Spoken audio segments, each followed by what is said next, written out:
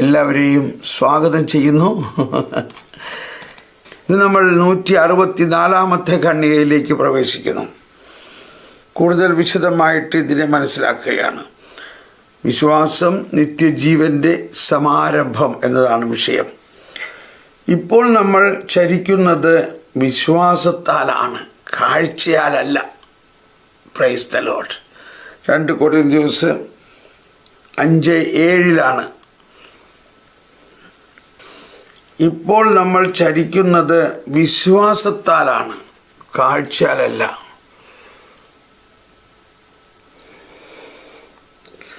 കണ്ണാടിയിലൂടെ അവ്യക്തമായി, ഭാഗികമായി ആണ്. കണ്ണാടിയിലൂടെ ആണ് കാണുന്നത്, എന്നാൽ അത് അവ്യക്തമായി, ഭാഗികമായി. 1 കൊരിന്ത്യർ 13:12 നമ്മൾ കണ്ണാടിയിൽ കാണുന്ന പോലെ കാണുന്നു. അത് തന്നെ വലിയ കാര്യമാണ്, ഇല്ലേ? അവ്യക്തമായി, ഭാഗികമായി മാത്രം നമ്മൾ ദൈവത്തെ അറിയുന്നു. വിശ്വാസത്തിൻ്റെ വിഷയമായ ദൈവത്താൽ തന്നെ, ശ്രദ്ധിക്കണം എല്ലാവരും, വിശ്വാസത്തിൻ്റെ വിഷയമായ ദൈവത്താൽ തന്നെ വിശ്വാസം പ്രകാശിതമാണെങ്കിലും വിശ്വാസ ജീവിതം പലപ്പോഴും അന്ധകാരമയമാണ്. Price the Lord. എല്ലാവരും ശ്രദ്ധിച്ച് ഉച്ചത്തിൽ വായിക്കുക. വിശ്വാസത്തിൻ്റെ വിഷയമായ ദൈവത്താൽ തന്നെ വിശ്വാസം പ്രകാശിതമാണെങ്കിലും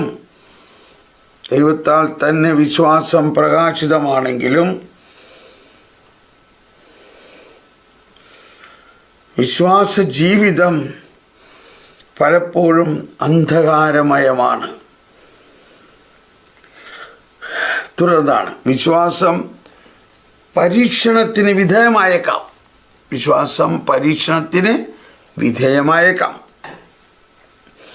വിശ്വാസം വാഗ്ദാനം ചെയ്യുവയിൽ നിന്നും വളരെ ദൂരത്തായിട്ടാണ് നാം ജീവിക്കുന്ന ലോകം പലപ്പോഴും കാണപ്പെടുന്നത്. വിശ്വാസം വാഗ്ദാനം ചെയ്യുന്നവയിൽ നിന്ന് വളരെ ദൂരത്തായിട്ടാണ് നാം ജീവിക്കുന്ന ലോകം പലപ്പോഴും കാണപ്പെടുന്നത്. നമുക്കുണ്ടാകുന്ന തിന്മയുടെയും സഹനത്തിൻ്റെയും ബഹുവിധ അനീതിയുടെയും മരണത്തിൻ്റെയും അനുഭവങ്ങൾ സുവിശേഷത്തിന് വിരുദ്ധമായി തോന്നും.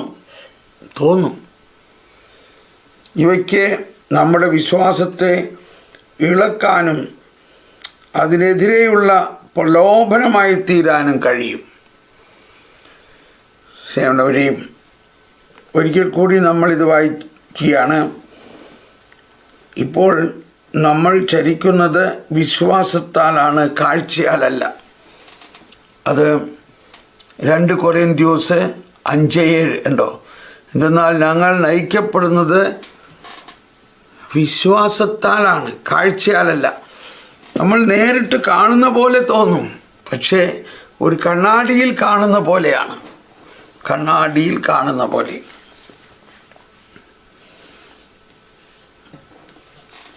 കണ്ണാടിയിലൂടെ അവ്യക്തമായി, അതായത്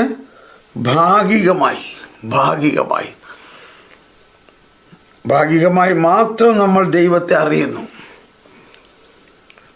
വിശ്വാസത്തിൻ്റെ വിഷയമായ ദൈവത്താൽ അതാണ് 1 കൊരിന്ത്യർ 13:12. അതിവിടെ 2-3 പ്രാവശ്യമാണ് ഇപ്പോൾ കോട്ട് ചെയ്യപ്പെടുന്നത്. അപ്പോഴാകട്ടെ ദൈവം എന്നെ പൂർണ്ണമായി അറിയുന്നത് പോലെ ഞാനും പൂർണ്ണമായി അറിയും. മനസ്സിലായോ? വിശ്വാസം ഇപ്പോൾ ഞാൻ കണ്ണാടിയിലൂടെ അവ്യക്തമായി കാണുന്നു, അപ്പോഴാകട്ടെ മുഖാമുഖം ദർശിക്കും. ഇപ്പോൾ ഞാൻ ഭാഗികമായി അറിയുന്നു, അപ്പോഴാകട്ടെ ദൈവം എന്നെ പൂർണ്ണമായി അറിയുന്നത് പോലെ ഞാനും പൂർണ്ണമായി അറിയും. ഇതിനു മുമ്പ് 1 കൊരിന്ത്യർ 13:10 പറയുന്നുണ്ട്, പൂർണ്ണമായവ ഉത്ഭവിക്കുമ്പോൾ അപൂർണമായവ അസ്തമിക്കും എന്ന്. കണ്ടോ, അപൂർണമായവ ഉത്ഭവിക്കുമ്പോൾ അപൂർണമായവ അസ്തമിക്കും. അപ്പോൾ നമ്മുടെ ഈ അപൂർണമായ അവസ്ഥ ആരംഭമാണ്. അതുണ്ടായാലേ നമുക്ക് പിന്നീട് പൂർണ്ണതയിലേക്ക് വരാൻ പറ്റുകയുള്ളൂ. അപ്പോൾ ഈ അപൂർണമായ അവസ്ഥ വരാനിരിക്കുന്നതിൻ്റെ ഭാഗം തന്നെയാണ്.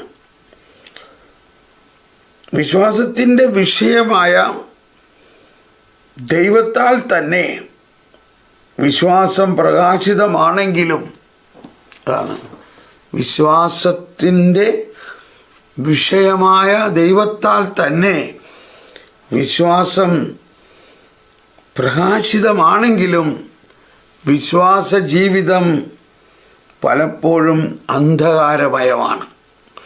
അതാണ് ഒരു ഒരു ഒരു ഒരു മല്ലയുദ്ധം പോലെയാണത്. വിശ്വാസം വാഗ്ദാനം ചെയ്യുന്നവയിൽ നിന്ന് വളരെ ദൂരത്തായിട്ടാണ് നാം ജീവിക്കുന്ന ലോകം പലപ്പോഴും കാണപ്പെടുന്നത്. നമുക്കുണ്ടാകുന്ന തിന്മയുടെയും സഹനത്തിൻ്റെയും ബഹുവിധ അനീതിയുടെയും മരണത്തിൻ്റെയും അനുഭവങ്ങൾ സുവിശേഷത്തിന് വിരുദ്ധമായി തോന്നാം. ഇവയ്ക്ക് നമ്മുടെ വിശ്വാസത്തെ ഇളക്കാനും അതിനെതിരെയുള്ള പ്രലോഭനമായി തീരാനും കഴിയും. അപ്പോൾ ഇന്നലത്തെ ക്ലാസ്സിൽ എല്ലാം നമ്മൾ വളരെ പോസിറ്റീവായിട്ടാണ് മനസ്സിലാക്കിയത്. എന്നാൽ ഇന്ന് നമുക്ക് അതിനെതിരായിട്ടുള്ള വിശ്വാസ ജീവിതത്തിലുണ്ടാകാവുന്ന വെല്ലുവിളികളെക്കുറിച്ചാണ്. ഈ ഒരു ഒബ്സ്റ്റക്കിൾ റേസ് പോലെയാണ്. ഈ വെല്ലുവിളികളെല്ലാം തരണം ചെയ്യുമ്പോഴാണ് നമ്മൾ വിശ്വാസത്തിൽ ഓട്ടം പൂർത്തിയാക്കി വിജയം കിരീടം സ്വന്തമാക്കുന്നത്. അതിൽ ഇനി അതിൻ്റെ പാരഗ്രാഫുകൾ, മാർജിനിലുള്ള പാരഗ്രാഫ് 4 പാരഗ്രാഫുകളാണ്. ഒന്ന് 2846, അത് പ്രലോഭനങ്ങളിൽ ഞങ്ങൾ ഉൾപ്പെടുത്തല്ലേ എന്നുള്ള സ്വർഗ്ഗസ്ഥനായ പിതാവിൻ്റെ പ്രാർത്ഥനയുടെ ഭാഗമാണ്. പിന്നെ 350, 1502, 1006 ഈ 4 പാരഗ്രാഫ് നമ്മൾ ഉടനെ തന്നെ പഠിക്കുമ്പോൾ ബാക്കിയുള്ളത് നമുക്ക് കൃത്യമായിട്ട് മനസ്സിലാകും. 1846 ഞങ്ങളെ പ്രലോഭനത്തിൽ ഉൾപ്പെടുത്തരുതേ എന്ന് സ്വർഗ്ഗസ്ഥനായ പിതാവിൻ്റെ പ്രാർത്ഥനയുടെ ഉള്ള ഭാഗത്തിൻ്റെ വിശദീകരണമാണ് 2846. ഇവിടെ നമ്മൾ പഠിക്കുന്നത് ഈ യാചന കഴിഞ്ഞ യാചനയുടെ അടിവേരിലാണ്. എന്താണ് കഴിഞ്ഞ യാചന? കഴിഞ്ഞ യാചന ഇവിടെ ഇതായിരുന്നു, ഞങ്ങളുടെ തെറ്റുകൾ ഞങ്ങൾ ക്ഷമിക്കുന്നത് പോലെ അങ്ങ് ഞങ്ങളുടെ തെറ്റുകൾ ക്ഷമിക്കണേ. അപ്പോൾ ഞങ്ങളെ തെറ്റുകൾ ക്ഷമിക്കണേ എന്നുള്ള, ഞങ്ങളുടെ പാപങ്ങൾ ക്ഷമിക്കണേ എന്നുള്ള ആ യാചനയുടെ അടിവേരിലേക്ക് ചെല്ലുന്നു. കണ്ടോ, എന്താണ്? പാപമുണ്ടാകുന്നത് പ്രലോഭനങ്ങളിൽ നിന്നാണ്. നമ്മുടെ പാപങ്ങൾ പ്രലോഭനങ്ങൾക്ക് സമ്മതം നൽകുന്നതിൻ്റെ ഫലമാണ്. ഇവിടെ നമ്മൾ വിശ്വാസത്തിൻ്റെ വിശ്വാസിക്കുണ്ടാകാവുന്ന പ്രലോഭനങ്ങളെക്കുറിച്ചാണ് ഇവിടെ പറയുന്നത്. നമ്മളിപ്പോൾ തന്നെ കേട്ടു 1564 വിശ്വാസ ജീവിതം പലപ്പോഴും അന്ധകാരമയമാണ്. വിശ്വാസം പരീക്ഷണത്തിന് വിധേയമായേക്കാം. വിശ്വാസം വാഗ്ദാനം ചെയ്യുന്നവയിൽ നിന്നും വളരെ ദൂരത്തായിട്ടാണ് നാം ജീവിക്കുന്ന ലോകം വളരെ പലപ്പോഴും കാണപ്പെടുന്നത്. എന്താണ് കാരണം? നമുക്കുണ്ടാകാവുന്ന തിന്മയുടെയും സഹനത്തിൻ്റെയും ബഹുമുഖ അനീതിയുടെയും മരണത്തിൻ്റെയും അനുഭവങ്ങൾ. അതിനു മുമ്പ് വിശ്വാസം പരീക്ഷണത്തിന് വിധേയമായേക്കാം. അതാണ്. അപ്പോൾ ഈ യാചന കഴിഞ്ഞ യാചനയുടെ അടിവയറ്റിലേക്ക് ചെല്ലുന്നു. കാരണം നമ്മുടെ പാപങ്ങൾ പ്രലോഭനങ്ങൾക്ക്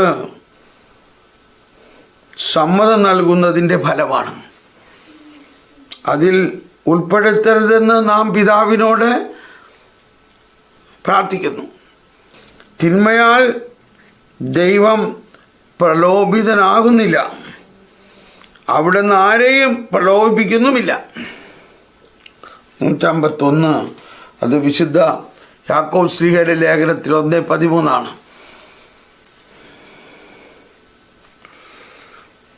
മറിച്ച് നമ്മെ തിന്മയിൽ നിന്ന് സ്വതന്ത്രരാക്കാൻ അവിടുന്ന് ആഗ്രഹിക്കുന്നു. പാപത്തിലേക്ക് നയിക്കുന്ന വഴിയിൽ പ്രവേശിക്കാൻ അനുവദിക്കരുതേ എന്ന് നാം അവിടത്തോട് യാചിക്കുന്നു. ശരീരവും ആത്മാവും തമ്മിലുള്ള പോരാട്ടത്തിലാണ് നമ്മുടെ ഈ ജീവിതം എന്ന് പറയുന്നത്. ശരീരവും ആത്മാവും തമ്മിലുള്ളൊരു പോരാട്ടമാണ്. ഈ യാതന തിരിച്ചറിവിൻ്റെയും ഡിസേൺമെൻറ്റ് ശക്തിയുടെയും ആത്മാവിനായി കേഴുന്നു. തിരിച്ചറിവിൻ്റെയും ശക്തിയുടെയും ആത്മാവിനായി കേഴുന്നു. അപ്പം വിശ്വാസം നിത്യജീവൻ്റെ സമാരംഭമാണ്. എന്നാൽ അതിൽ നമ്മളുടെ ജീവിതത്തിൽ നമ്മൾ ദൈവത്തെ കണ്ണാടിയിലോട് അവ്യക്തമായി ഭാഗികമായി കാണുന്നു. എന്നിരുന്നാലും നമ്മൾ വിശ്വാസ ജീവിതം പലപ്പോഴും അന്ധകാരമയമാണ്. വിശ്വാസം പരീക്ഷണത്തിന് വിധേയമാകും. ഇനി 300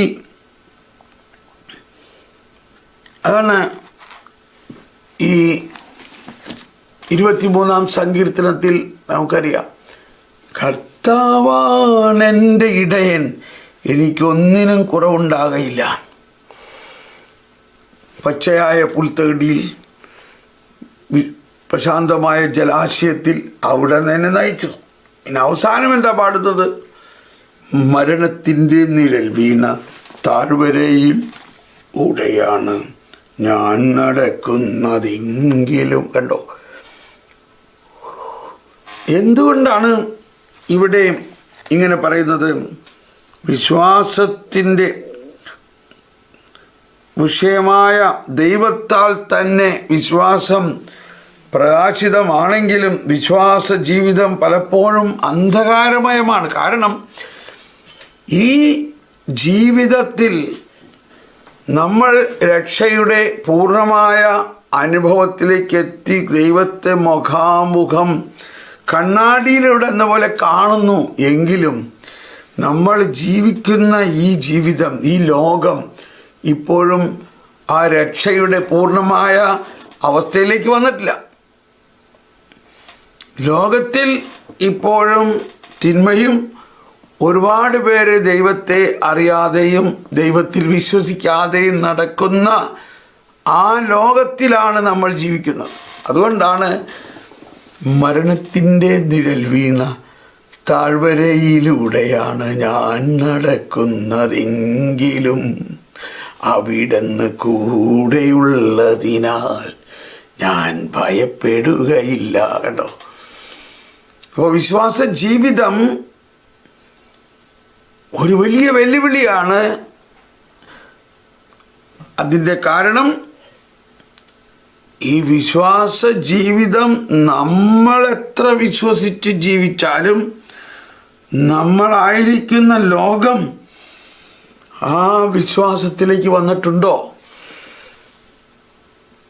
ദൈവത്തിനെ കുറിച്ചുള്ള അറിവിലേക്ക് വന്നിട്ടുണ്ടോ? ആ രക്ഷയുടെ അനുഭവത്തിലേക്ക് വന്നിട്ടുണ്ടോ?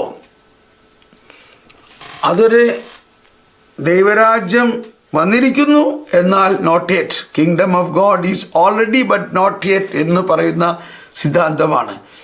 ദൈവരാജ്യം വന്നു, എന്നാൽ എല്ലാവരും അതിലേക്ക് ഇപ്പോഴും വന്നിട്ടില്ല. അപ്പോൾ അതാണ് ഒരു പ്രോസസ്സ്, ഒരു ജേണിയിങ് പ്രോസസ്സ്, ഒരു തീർത്ഥാടനം എന്ന് പറയുന്നതിൻ്റെ അവസ്ഥ അതാണ്. വളരെ പേരതിൽ വന്നിട്ടുണ്ട്. എന്നാൽ അപ്പോൾ നമ്മളുടെ ജീവിതത്തിലെ വെല്ലുവിളി ഇതാണ്. അതാണ് ഇവിടെ പറയുന്നത്, വിശ്വാസ ജീവിതം. നമ്മൾ ദൈവത്തെ അറിയുന്നു. വിശ്വാസത്തിൻ്റെ വിഷയമായ ദൈവത്താൽ തന്നെ വിശ്വാസം പ്രകാശിതമാണെങ്കിലും വിശ്വാസ ജീവിതം പലപ്പോഴും അന്ധകാരമയമാണ്. കാരണം ജീവിതം എന്ന് പറഞ്ഞാൽ നമ്മൾ മാത്രമല്ല, നമ്മളായിരിക്കുന്ന ഈ ലോകത്തിൽ ഉള്ള ഉള്ളവരും അവസ്ഥകളും വ്യക്തിപരവും സാമൂഹികവും മതപരവുമായ അവസ്ഥകളിൽ ഉണ്ടാകുന്ന വൈരുദ്ധ്യങ്ങളുടെ മധ്യത്തിലാണ് നമ്മൾ ജീവിക്കുന്നത്. മരണത്തിൻ്റെ നിഴൽ വീണ, ഇപ്പം ശരിയായില്ലേ? ഇപ്പം കറക്റ്റ് മനസ്സിലാവുന്നുണ്ട്.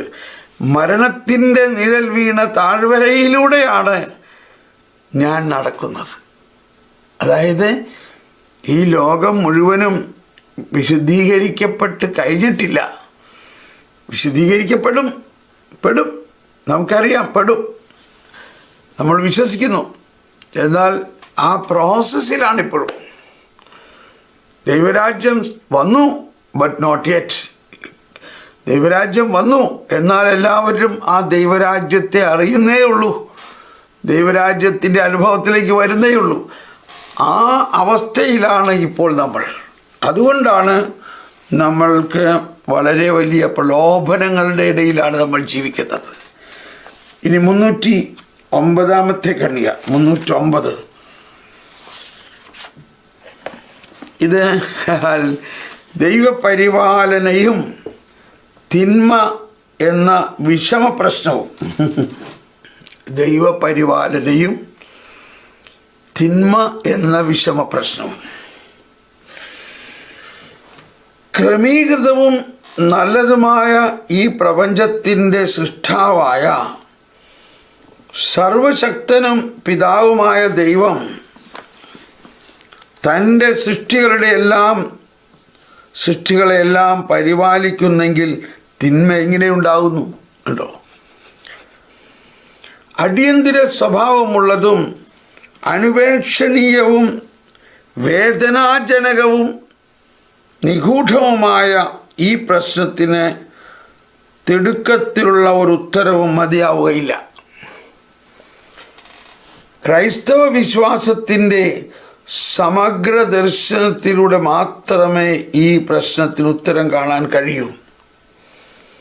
സൃഷ്ടിയുടെ നന്മ, പാപത്തിൻ്റെ ദുരന്തം, തൻ്റെ ഉടമ്പടികളിൽ കൂടി മനുഷ്യനെ സന്ദർശിക്കുന്ന ദൈവത്തിൻ്റെ ക്ഷമാപൂർണമായ സ്നേഹം, തൻ്റെ പുത്രൻ്റെ രക്ഷാകരമായ മനുഷ്യാവതാരം, അവിടുത്തെ പരിശുദ്ധാത്മദാനം, അവിടുന്ന് വിളിച്ചുകൂട്ടിയ സഭ, കൂദാശകളുടെ ശക്തി, സൗഭാഗ്യപൂർണമായ ഒരു ജീവിതത്തിലേക്കുള്ള അവിടുത്തെ വിളി. സ്വതന്ത്രരായ സൃഷ്ടികൾ ഈ വിളിക്ക് സമ്മതമരുളാൻ വിളിക്കപ്പെട്ടിരിക്കുന്നു. അതേസമയം ഒരു ഭീകര രഹസ്യത്താൽ അവയ്ക്ക് ഈ വിളിയെ മുൻകൂട്ടി നിരസിക്കുവാനും കഴിയും. അതാണ് ഒരു ഭീകര രഹസ്യത്താൽ അവയ്ക്ക് ഈ വിളിയെ മുൻകൂട്ടി നിരസിക്കുവാനും കഴിയും. അപ്പോൾ ഇതെല്ലാം നമ്മൾക്ക് ദൈവം തരുന്നുണ്ടെങ്കിലും ഇത് ഒരുവൻ്റെ സ്വതന്ത്ര മനസ്സനുസരിച്ച് അവന് വേണമെങ്കിൽ തിരസ്കരിക്കാം.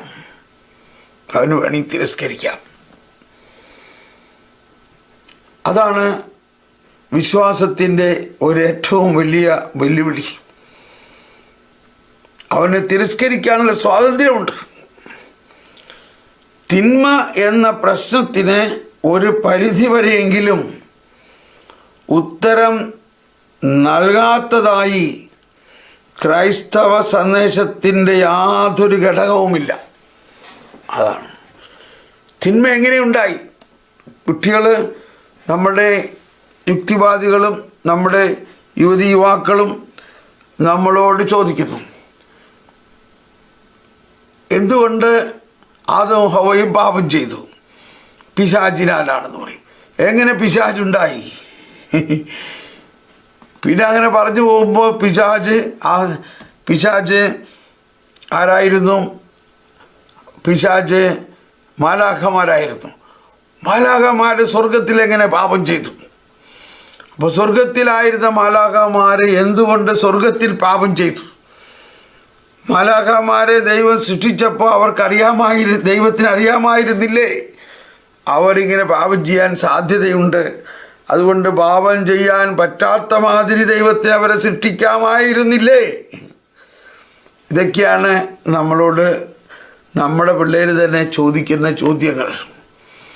അപ്പോൾ ഒരു പരിധിവരെ നമുക്ക് ഇതിനൊന്നും ഉത്തരം കൊടുക്കാൻ പൂർണ്ണമായിട്ട് സാധിക്കില്ല. കണ്ടോ, തിന്മ എന്ന പ്രശ്നത്തിന് ഒരു പരിധി വരെയെങ്കിലും ഉത്തരം നൽകാത്തതായി ക്രൈസ്തവ സന്ദേശത്തിൻ്റെ യാതൊരു ഘടകവുമില്ല. ഇവിടെയാണ് വിശ്വാസം എന്നത് ദൈവത്തിൻ്റെ ദാനമാണ്. ആ ദൈവത്തിൻ്റെ ദാനത്തിലൂടെ നമ്മൾ ദൈവത്തിൽ വിശ്വസിച്ച് മുന്നേറണം. അങ്ങനെ വിശ്വസിച്ച് മുന്നേറുമ്പോൾ ദൈവത്തിൻ്റെ ഈ രഹസ്യങ്ങൾ ക്രൈസ്തവ വിശ്വാസത്തിൻ്റെ സമഗ്ര ദർശനത്തിലൂടെ മാത്രമേ ഈ പ്രശ്നത്തിന് ഉത്തരം കാണാൻ കഴിയൂ.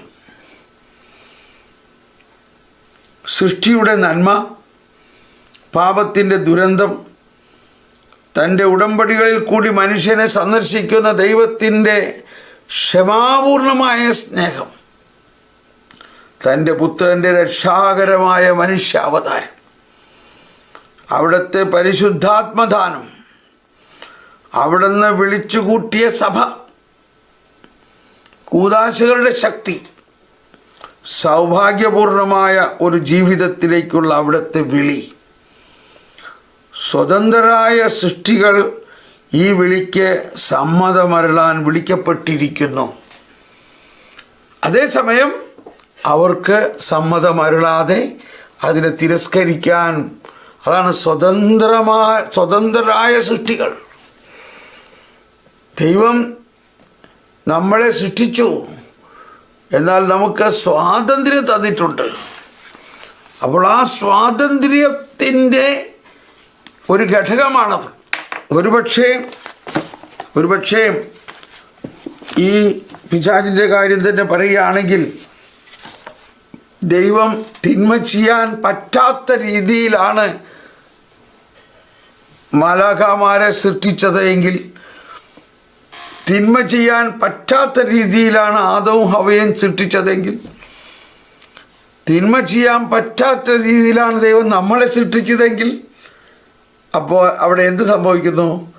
നമുക്ക് സ്വാതന്ത്ര്യമില്ല. അപ്പോൾ നമ്മുടെ സ്വാതന്ത്ര്യം പിന്നെയില്ല. അപ്പോൾ തിന്മ ചെയ്യാൻ ഉള്ള, ഉദാഹരണത്തിന് ചില കാര്യം ഞാൻ പല പ്രാവശ്യം പറഞ്ഞതായിരിക്കും, പക്ഷേ ഇപ്പോഴെൻ്റെ മനസ്സിൽ വരുന്ന ഉദാഹരണം ഇതാണ്. ഒരു ഗോണി എന്ന് പറഞ്ഞാൽ സാധാരണഗതിയിൽ നമുക്കെല്ലാം അറിയാം എന്തിനാണ് ഗോണി? മുകളിലേക്ക് കയറാനാണ്. എന്നാൽ ആ ഗോണി തന്നെ ഉപയോഗിച്ച് താഴോട്ട് ഇറങ്ങണം. അപ്പം ആ ഗോണിയിലൂടെ മുകളിലോട്ട് കയറാനും താഴോട്ടിറങ്ങാനും ഒരേ ഗോണി തന്നെയാണ് ഉപയോഗിക്കുന്നത്. കയറാൻ വേണ്ടി മാത്രമുള്ള ഒരു ഗോണി ഉണ്ടാക്കാൻ സാധിക്കില്ല. കയറാൻ വേണ്ടി മാത്രം ഇറങ്ങാൻ പറ്റില്ല.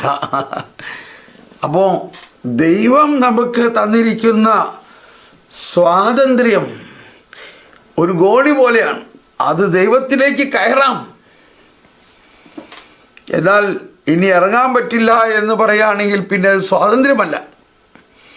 അപ്പോൾ ഇവിടെയാണ് ഈ പാരഗ്രാഫിൻ്റെ അവസാനത്തെ സെൻറ്റൻസിലാണ് അതിന് ഒരു കൃത്യമായ മനസ്സിലാക്കൽ വരുന്നത്.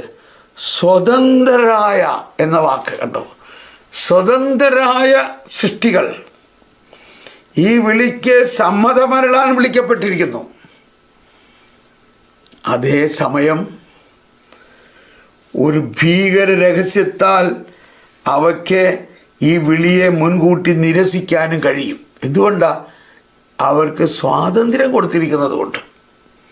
ദൈവം നമുക്ക് സ്വാതന്ത്ര്യം തന്നിരിക്കുന്നത് കൊണ്ട്. നമ്മളെ ഒരു നല്ല നേരിയ ഒരു സ്വർണ്ണ ചരട് കൊണ്ട് കെട്ടിയിട്ടേക്കാണെങ്കിലും അത് നമ്മുടെ സ്വാതന്ത്ര്യമില്ലാതാക്കുന്നു. നമ്മൾ ആ കെട്ടിലാണ് കിടക്കുന്നത്. നല്ല ചരടാണ്, സ്വർണ്ണ നിറമാണ്, ദൈവം തന്നെയാണ് തന്നേക്കണത്. പക്ഷെ എന്തു സംഭവിക്കുന്നു? കെട്ടുക, നമ്മൾക്ക് സ്വാതന്ത്ര്യം പോയി. അപ്പോൾ ദൈവം സ്വാതന്ത്ര്യം തന്നിരിക്കുന്നതാണ് ദൈവത്തിന് നമ്മളോടുള്ള സ്നേഹത്തിൻ്റെ വലിയൊരടയാളം. ദൈവം നമുക്ക് സ്വാതന്ത്ര്യം തന്നിരിക്കുന്നു. അപ്പോൾ ഇവിടെ നമ്മൾ വിശ്വാസത്തിൻ്റെ നമ്മൾ ഇന്നലെ കേട്ട ആ 5-6 കാര്യങ്ങൾ, ഒന്ന് അല്ലെങ്കിൽ അതിനു മുമ്പ് കേട്ടത് മനസാക്ഷിയുടെ ശുദ്ധീകരണത്തിലൂടെ നമ്മുടെ മനസാക്ഷി എപ്പോഴും ദൈവത്തിലേക്ക് ലയിച്ചിരിക്കണം, ദൈവവചനവുമായിട്ട് നമ്മൾ ഭക്ഷിച്ചിരിക്കണം.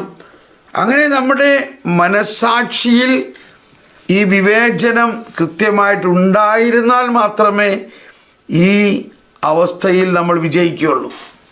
മനസാക്ഷിയാണ് തിന്മയും നന്മയും തിരിച്ചറിയുന്ന ഘടകം. ആ മനസാക്ഷിയിലാണ് നമ്മൾ തീരുമാനമെടുക്കേണ്ടത്. ദൈവത്തെ സ്വീകരിക്കാനോ തിരസ്കരിക്കാനോ ഉള്ള തീരുമാനം മനസാക്ഷിയിൽ. അപ്പോൾ ആ മനസാക്ഷി ശുദ്ധീകരിക്കപ്പെടുകയും ആ മനസാക്ഷിയിൽ ഉത്ഭവഭാവത്തിൻ്റെ പ്രസരണത്തെ പൂർണ്ണമായി വിശുദ്ധീകരിക്കുകയും ആ മനസാക്ഷിയിൽ ദൈവം വസിക്കുകയും ദൈവത്തിൻ്റെ വചനം വസിക്കുകയും ചെയ്യുകയാണെങ്കിൽ നമ്മളുടെ സ്വാതന്ത്ര്യത്തോടെ നമ്മൾ ദൈവത്തിലേക്ക് തിരിയും. ഉദാഹരണത്തിന് ക്രിസ്ത്യാനികളെ പീഡിപ്പിച്ചിരുന്ന ശൗൽ ക്രിസ്ത്യാനികളെ പീഡിപ്പിക്കാൻ വേണ്ടി ഡമാസ്കസിലേക്ക് പോകുന്ന വഴിക്ക് കർത്താവുമായി ഏറ്റുമുട്ടുന്നു. കർത്താവിൻ്റെ ആത്മാവ്, ഇതാ ശൗൽ ശൗൽ, നീ എന്തുകൊണ്ട് എന്നെ പീഡിപ്പിക്കുന്നു? ഉടനെ സാവൂളാകി അങ്ങ് ആരാണ്? നീ പീഡിപ്പിക്കുന്ന ക്രിസ്തുവാണ് ഞാൻ. സാവൂളിൻ്റെ ജീവിതത്തിൽ ഒരു രൂപാന്തരീകരണം നടത്തുന്നു. പക്ഷെ ഇപ്പോഴും സാവൂളിന് ഫ്രീ വില്ല്, അവൻ്റെ മനസാക്ഷിക്ക് എന്ത് വേണം ചെയ്യാം. അവൻ്റെ മനസാക്ഷി ഇതാ വിശുദ്ധീകരിക്കപ്പെടുന്നു, അവൻ ജ്ഞാനസ്നാനം സ്വീകരിക്കുന്നു. അപ്പോൾ അവിടെയാണ് വ്യത്യാസം. ദൈവത്തിൻ്റെ ആത്മാവും വചനവും അവൻ്റെ മനസാക്ഷിയെ ലഭ്യമാക്കുന്നു. ഇനി അവൻ ഡമാസ്കസിലേക്ക് തന്നെ പോകുന്നത്. അവന് ഡമാസ്കസിലേക്ക് പോകുന്ന വഴിയിൽ നിന്ന് തിരിച്ച് ജെറുസലേമിലേക്ക് അയച്ചില്ല. അവൻ ഡമാസ്കസിലേക്ക് തന്നെ പോകുന്നു. ഡമാസ്കസിൽ ചെന്നിട്ട് അവൻ തൻ്റെ സ്വതന്ത്ര മനസ്സോടെ, അതാണ് അപ്പോസ്തല പ്രവർത്തനം 9:20 കിട്ടി. അപ്പോസ്തല പ്രവർത്തനം 9 റോമറാണ്. അപ്പോസ്തല പ്രവർത്തനം 9:20 എന്താ പറയുന്നത്? അധികം താമസിയാതെ യേശു ദൈവപുത്രനാണെന്ന് അവൻ ശൗൽ സിനഗോഗുകളിൽ പ്രഘോഷിക്കാൻ തുടങ്ങി. ഡമാസ്കസിൽ ക്രിസ്ത്യാനികളെ കൊല്ലാൻ പോയ ആ ശൗലിന് അതേ ഡമാസ്കസിൽ എന്തുകൊണ്ട് അവൻ ഇങ്ങനെ പ്രസംഗിക്കാൻ ആരംഭിച്ചു? അവൻ്റെ ആ സ്വതന്ത്ര മനസാക്ഷിയിൽ ദൈവാത്മാവ് പ്രവർത്തിച്ചതുകൊണ്ടാണ്. അങ്ങനെ ക്രിസ്ത്യാനിയെ പീഡിപ്പിച്ചിരുന്ന ആ വ്യക്തി സഭയിലെ ഏറ്റവും വലിയ ഒരു അപ്പസ്തോലനായിട്ട് മാറി. അപ്പോൾ ഇതാണ് വിശ്വാസം ജീവിതത്തിലുണ്ടാകുന്ന ഒരു വിജയകരമായ അവസ്ഥ. പിന്നെ 1502 രോഗി ദൈവത്തിൻ്റെ മുമ്പിൽ. ഇനി നമുക്കുണ്ടാകാവുന്ന മറ്റൊരവസ്ഥയാണ് നമ്മളുടെ രോഗവും പീഡകളുമെല്ലാം. പഴയ നിയമത്തിലെ മനുഷ്യൻ രോഗാവസ്ഥയിൽ തൻ്റെ ജീവിതം ദൈവസന്നിധിയിൽ നയിക്കുന്നു. പഴയ നിയമത്തിലെ മനുഷ്യൻ രോഗാവസ്ഥയിൽ തൻ്റെ ജീവിതം ദൈവസന്നിധിയിൽ നയിക്കുന്നു. ദൈവത്തിൻ്റെ മുൻപിൽ അയാൾ തൻ്റെ രോഗത്തെപ്പറ്റി വിലപിക്കുകയും ജീവൻ്റെയും മരണത്തിൻ്റെയും നാഥനായ ദൈവത്തോട് രോഗവിമുക്തിക്ക് വേണ്ടി യാചിക്കുകയും ചെയ്യുന്നു. 92 സങ്കീർത്തനം അല്ലെങ്കിൽ ഏശയ്യാ 38, സങ്കീർത്തനം 38, സങ്കീർത്തനം 6:3 ഇതെല്ലാം അതിനുദാഹരണമാണ്. രോഗം മാനസാന്തരത്തിനുള്ള മാർഗമായി തീരുന്നു. കണ്ടോ, രോഗം മാനസാന്തരത്തിനുള്ള മാർഗമായി തീരുന്നു. രോഗം പാപത്തോടും തിന്മയോടും നിഗൂഢമായ വിധത്തിൽ ബന്ധപ്പെട്ടിരിക്കുന്നുവെന്നും ദൈവത്തിൻ്റെ നിയമമനുസരിച്ചുകൊണ്ട് അവിടത്തോട് കാണിക്കുന്ന വിശ്വസ്തത ജീവനെ പുനഃസ്ഥാപിക്കുന്നുവെന്നും ഇസ്രായേൽ അനുഭവിച്ചറിഞ്ഞു. എന്തെന്നാൽ ഞാനാണ് കർത്താവ്, നിങ്ങളുടെ സൗഖ്യദായകൻ. എവിടെയാണ്? എല്ലാവർക്കും അറിയാം ആ വചനം.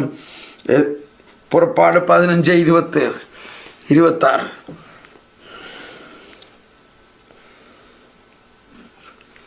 മറ്റുള്ളവരുടെ പാപങ്ങളെ സംബന്ധിച്ച് സഹനത്തിന് രക്ഷാകരമായ ഒരർത്ഥം കൂടി ഉണ്ടെന്ന് പ്രവാചകൻ ഉദ്ദേശിക്കുന്നു. 101 ഏശയ്യാ 53:11. അവസാനമായി ദൈവം എല്ലാ തെറ്റുകൾക്ക് മാപ്പ് നൽകുകയും എല്ലാ രോഗങ്ങളും സുഖപ്പെടുത്തുകയും ചെയ്യുന്ന ഒരു കാലം സിയോന് വേണ്ടി ഉദിപ്പിക്കുമെന്ന് ഏശയ്യാ പ്രഖ്യാപിക്കുന്നു. Price the Lord. ഏശയ്യാ 33:24 കണ്ടോ.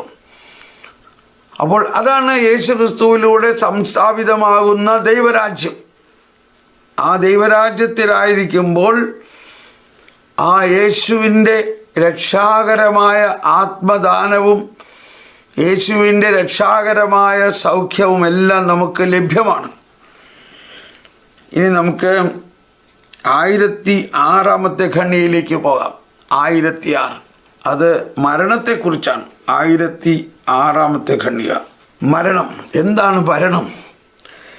മരണത്തെ സംബന്ധിച്ചാണ് മനുഷ്യൻ്റെ അവസ്ഥ ഏറ്റവും കൂടുതൽ ദുരൂഹമായിരിക്കുന്നത്. ഒരർത്ഥത്തിൽ ശാരീരിക മരണം സ്വാഭാവികമാണ്. പക്ഷേ വിശ്വാസമനുസരിച്ച് അത് യഥാർത്ഥത്തിൽ പാപത്തിൻ്റെ വേദനമാണ്.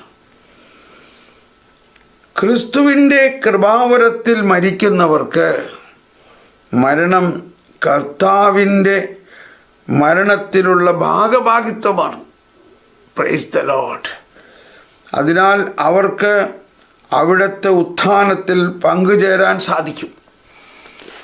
അപ്പോൾ ഇതെല്ലാം നിത്യജീവൻ്റെ പ്രതീക്ഷയുടെ അവസ്ഥയെ ഇടയ്ക്കുള്ള വെല്ലുവിളികളാണിതെല്ലാം. നമ്മുടെ സമയം കഴിഞ്ഞു. സ്നേഹമുള്ളവരെയും നമ്മൾ ഇപ്പോൾ കേട്ടതിലെല്ലാം നമ്മൾ അനുഭവിക്കുന്ന അതാണ് നമ്മൾ സങ്കീർത്തനം 23:4 ഭാഗത്തിൽ കേട്ടു. ഇത് തന്നെയാണ് ആ വാക്ക്.